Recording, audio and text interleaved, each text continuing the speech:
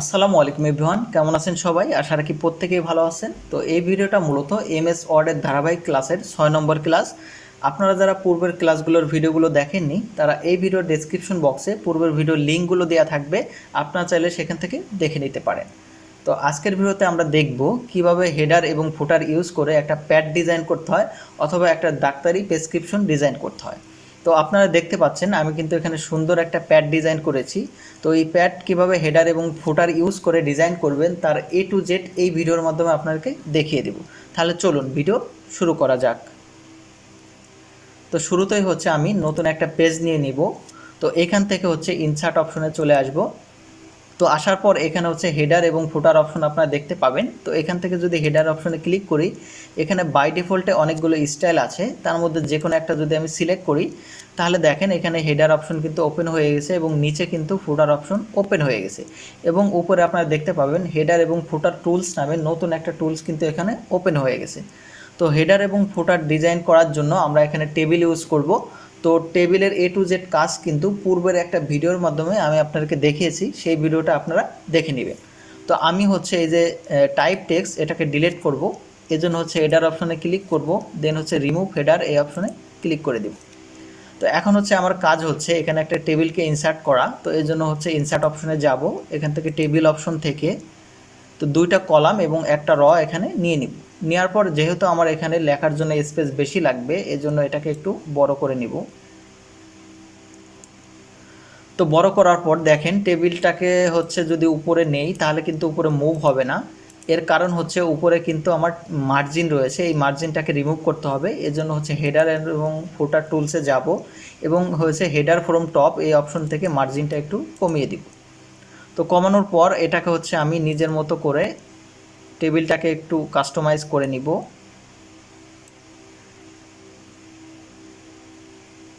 তো এখন কিন্তু আমার টেবিলটা কাস্টমাইজ করা শেষ। এখন এই বাম সাইডে আমি একটা লোগো ইউজ করব এবং ডান সাইডে আমার যত লেখা রয়েছে সেগুলো এখানে লিখব। তো এজন্য হচ্ছে ইনসার্ট অপশনে ক্লিক করব, ক্লিক করে পিকচার অপশনে ক্লিক করে এখানে আমি একটা পিকচার হচ্ছে ইনসার্ট করব। তো পিকচারের A to Z কাজের ভিডিও কিন্তু আমি পূর্বে আপনাদেরকে দেখিয়েছি, সেই ভিডিওটা যারা দেখেননি আপনারা দেখে নেবেন। তো এখান থেকে এটাকে হচ্ছে আমি র্যাপ টেক্সটের মাধ্যমে কাস্টমাইজ করে নিব, ছোট বড় করে নিব। তো এখান থেকে হচ্ছে আমি পিকচার স্টাইল থেকে যে কোনো একটা স্টাইল এখানে হচ্ছে ইউজ করব। আর পিকচার বর্ডার থেকে আমি এখানে হচ্ছে একটা সুন্দর করে একটা বর্ডার দিয়ে দিব। দেন হচ্ছে এই পিকচারটাকে আমি নিচের দিকে একটু মুভ করে নিব। এখন হচ্ছে আমার লোগো ইউজ করা শেষ এবং ডান সাইডে আমি এখন আমার যত লেখালেখির কাজ আছে এখানে লিখব। তাহলে ভিডিও যাতে লং না হয় এজন্য পূর্বের যে টেক্সট আছে সেটা থেকে আমি কপি করে নিব। তো এখান থেকে হচ্ছে কপি করে নিলাম এবং এখানে হচ্ছে আমি পেস্ট করে দিব। পেস্ট করে এটাকে হচ্ছে আমাকে মার্জিন করতে হবে সুন্দর করে, এজন্য এটাকে সিলেক্ট করব। সিলেক্ট করার পর মাউসের রাইট অপশন ক্লিক করব, ক্লিক করে সেল অ্যালাইনমেন্ট অপশন থেকে একদম হচ্ছে কর্নারে এই অ্যালাইনমেন্টটা আমরা ইউজ করব। তো ইউজ করার পর আমার কিন্তু হেডার ডিজাইন অলরেডি শেষ। এখন আমার কাজ হচ্ছে টেবিলের যে বর্ডারটা এই বর্ডারটাকে রিমুভ করা। তো রিমুভ করার জন্য টেবিলটাকে সিলেক্ট করতে হবে, সিলেক্ট করার পর এখানে টেবিল টুলসে যেতে হবে, দেন হচ্ছে বর্ডার অপশন থেকে নো বর্ডারে ক্লিক করতে হবে। ক্লিক করার পর আবারও বর্ডার অপশন থেকে বাটম বর্ডার দিয়ে দিতে হবে। তো দেওয়ার পর কিন্তু আমার হেডারের যে ডিজাইনটা ছিল সেটা কিন্তু অলরেডি শেষ। এখন হচ্ছে আমি সেমভাবে ফুটার অপশনে আসব। তো আসার পর আমি এখানে হচ্ছে টেবিল নিয়ে নিব এবং টেবিলের মাধ্যমে হচ্ছে ফুটারটাকে ডিজাইন করব। তো এই জন্য সেমভাবে আবারও হচ্ছে ইনসার্ট অপশন থেকে এখানে হচ্ছে টেবিল নিয়ে নিলাম। তো নেওয়ার পর এখানে হচ্ছে নিচের দিকে পেজ মার্জিন আছে, মার্জিনটাকে হচ্ছে আমি একটু ছোট করে দিব। এই জন্য হচ্ছে 5 আছে, এখানে আমি হচ্ছে 2 বা 3 রাখবো। তো রাখার পর এই টেবিলটাকে হচ্ছে আমার নিজের মতো করে একটু ছোট বড় করে নিব।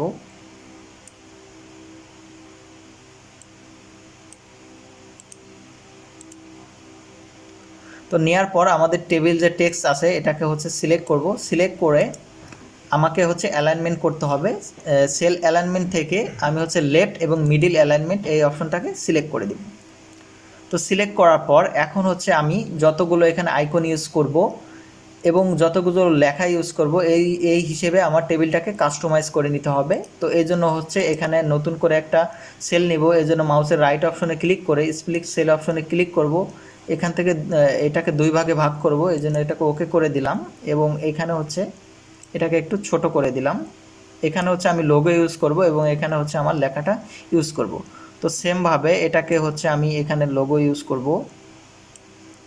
তো টেবিলটাকে হচ্ছে আমার নিজের মতো করে একটু কাস্টমাইজ করে নিচ্ছি। আর এখানে হচ্ছে লেখা ইউজ করব। তো এই জন্য হচ্ছে এই টেবিলটাকে 2 ভাগে আবারও বিভক্ত করতে হবে। এই জন্য মাউসের রাইট বাটন ক্লিক করে স্প্লিট সেল অপশন থেকে আমি এটাকে ভাগ করে নিলাম।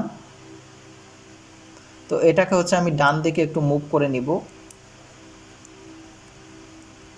তো এটাকেও হচ্ছে আমাকে আরও একটু ডান দিকে নিতে হবে, এটাকেও হচ্ছে আরও একটু ডান দিকে নিতে হবে। তো আমি হচ্ছে এই ঘরগুলোতে হচ্ছে যে কোনো আইকনগুলো ইউজ করব এবং এখানে হচ্ছে লেখাগুলো ইউজ করব। তো এর জন্য হচ্ছে এখানে হচ্ছে আমি সিলেক্ট করলাম। সিলেক্ট করার পর এখান থেকে আমাকে ইমেজ আনতে হবে। এই জন্য ইনসার্ট অপশনে ক্লিক করব। ইমেজ অপশন থেকে আমার যে লোগোগুলো রয়েছে সেই লোগোগুলো এখানে হচ্ছে ইনসার্ট করব। তো এখানে ফার্স্ট লোগোটা এখানে ইনসার্ট করলাম। তো ইনসার্ট করার পর এটাকে হচ্ছে ছোট করে নিব, আমরা হচ্ছে একটু কাস্টমাইজ করে নিব। তো এটাকে হচ্ছে আরও একটু ছোট করে নিব। ছোট করার পর এটাকে হচ্ছে কপি করতে হবে। কপি করে এখানে হচ্ছে আপনাকে পেস্ট করে দিতে হবে, যাতে হচ্ছে প্রত্যেকটা যে লোগো সেটা যাতে ডিজাইনটা বা শেপটা যাতে সেম থাকে। এখানে কন্ট্রোল ভি দ্বারা পেস্ট করে দিব এবং এটাকে হচ্ছে আবারও সিলেক্ট করব। সিলেক্ট করার পর পিকচার টুলসে যাব, দেন হচ্ছে চেঞ্জ পিকচার এই অপশানে ক্লিক করে এখান থেকে নতুন করে একটা লোগো ইনসার্ট করে দিব। তাহলে কিন্তু এই যে লোগো, এই লোগো কিন্তু যে শেপ কিন্তু একই থাকবে। সেমভাবে এটাকে হচ্ছে কপি করব, এখানে হচ্ছে আমি পেস্ট করে দিব এবং এটার উপর সিলেক্ট করে দিব। দেন হচ্ছে পিকচার টুলসে যাব, যাওয়ার পর সেমভাবে চেঞ্জ পিকচার থেকে এটাকে হচ্ছে নতুন করে লোগো ইনসার্ট করে দিব। ইনসার্ট করার পর আমার কিন্তু লোগো অলরেডি ইনসার্ট করা শেষ। এখন কাজ হচ্ছে আমি এখানে লিখব। তো আমি হচ্ছে এখানে আমার যে লেখাগুলো সেখানে হচ্ছে লিখে দিচ্ছি। তো একটা লেখা কিন্তু অলরেডি শেষ। এখন আমি এটাকে হচ্ছে কপি করব, কপি করে এখানে হচ্ছে পেস্ট করে দেব। তো এটাতেও হচ্ছে আমি পেস্ট করে দিব।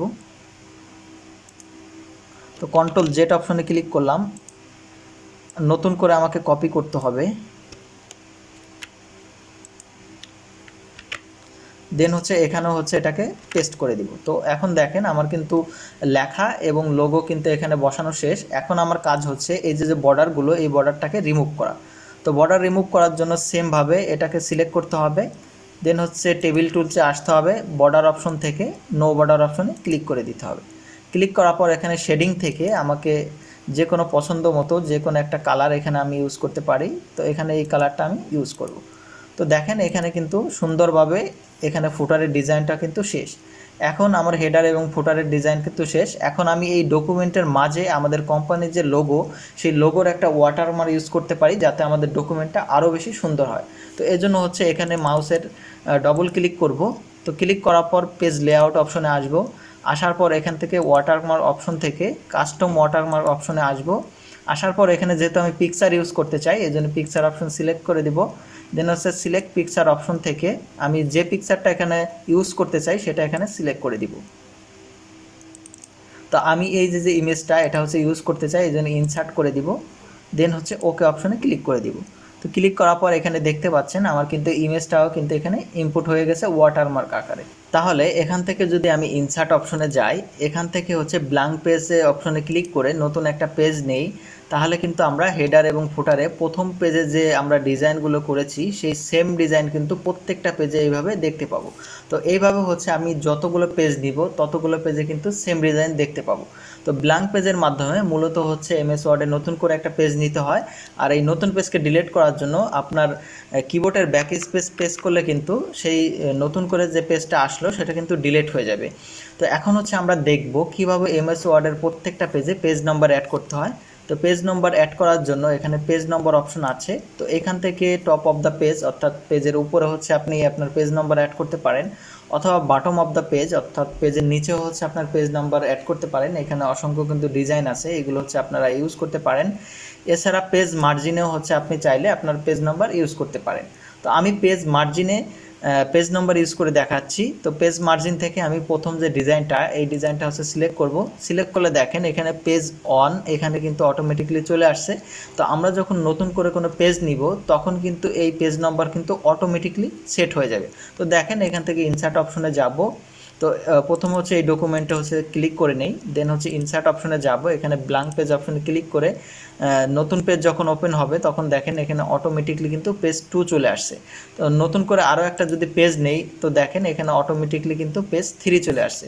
তো এইভাবে যতগুলো হচ্ছে আপনি পেজ নিয়ে কাজ করবেন আর যদি পেজ নাম্বার সেট করে রাখেন অটোমেটিকলি সেগুলো কিন্তু চেঞ্জ হয়ে যাবে, আপনার কিন্তু নতুন করে চেঞ্জ করতে হবে না। তো আমি যদি কন্ট্রোল পি প্রেস করে প্রিন্ট প্রিভিউতে যাই তাহলে আপনি দেখতে পাচ্ছেন সুন্দর করে কিন্তু একটা পেজ ডিজাইন হয়েছে এবং এখানে কিন্তু পেজ নাম্বার সেট আপ হয়ে আসছে। তো আপনারা এখানে দেখতে পাচ্ছেন সুন্দর করে এখানে কিন্তু একটা প্যাড ডিজাইন হয়ে গেছে। তো এইভাবে আপনারা একটা প্যাড ডিজাইন করতে পারেন। তো আপনারা আমার এই ভিডিও দেখে বেশি বেশি প্র্যাকটিস করবেন। আপনারা গুগল থেকে বিভিন্ন প্যাডের ডিজাইন অথবা বিভিন্ন প্রেসক্রিপশনের ডিজাইন হচ্ছে আপনারা দেখে নিজে নিজে প্র্যাকটিস করতে পারেন। আর ভিডিওতে কোনো কিছু বুঝতে অসুবিধা হলে আমাকে কমেন্ট সেকশনে জানাতে পারেন, আমি আপনাকে হেল্প করার চেষ্টা করব। তো আজকের ভিডিও এ পর্যন্তই, দেখা হবে নতুন কোনো ভিডিও নিয়ে। সবাই ভালো থাকবেন।